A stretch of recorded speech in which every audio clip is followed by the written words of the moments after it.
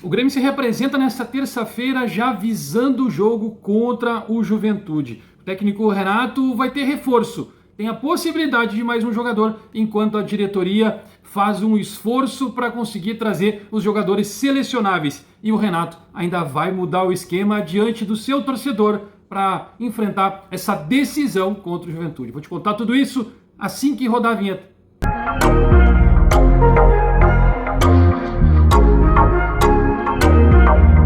Grêmio em 5 minutos para trazer todas essas informações para vocês. Eu sou o @leonascimentos_.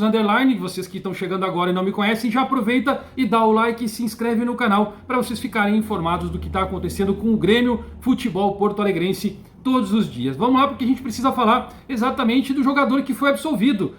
Miguel Monsalve foi absolvido hoje pela manhã. Ele tinha sido julgado pelos artigos 254 e 257 naquela expulsão no jogo contra o Botafogo, que ele deixou o braço no lateral do Botafogo e acabou sendo punido com cartão vermelho, e depois ele tentou criar uma situação para tirar o jogador do jogo, o jogador do Botafogo no caso, e o árbitro acabou mencionando ele no artigo 257, que seria provocar uma situação dentro de campo. Enfim, ele foi absolvido, o Renato ganha ele já teria ele como reforço, mas terá ele disponível para o jogo contra o Juventude no próximo dia 20, estava correndo risco disso não acontecer, o jogador poderia pegar até 16 jogos de punição, mas o Grêmio conseguiu a sua absolvição.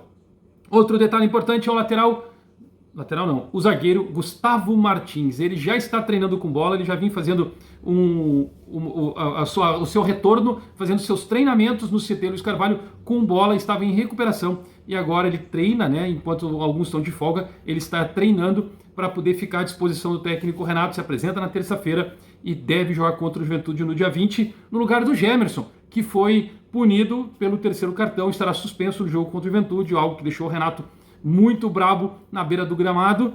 Além disso, daquela derrota vexatória, a gente já falou isso nos vídeos anteriores, então convido vocês a passarem lá, e também tem uma palhinha no meu Instagram que está aqui. Vocês podem passar lá também e dar uma curtida e comentar, e se não é inscrito, já aproveita, me segue, no caso, lá no Instagram.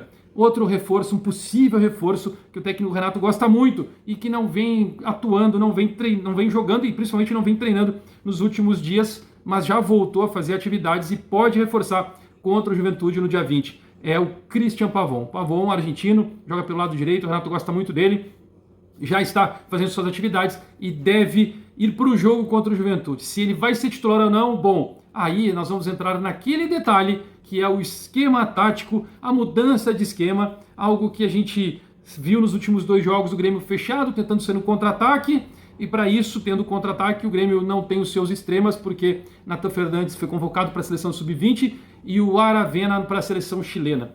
No Chile é um pouco mais complicado a movimentação, porque ele deve chegar próximo do dia do jogo, naquela operação que o Grêmio está montando de trazer num jato particular Soteldo e Aravena para o jogo do Grêmio contra o Juventude, já que eles jogam pelas suas seleções no dia 19. A mudança de esquema é o próprio técnico Renato que falou na coletiva que ele vai mudar o time para o próximo jogo, para fazer o time jogar para frente contra a Juventude, diante da sua torcida, na arena do Grêmio.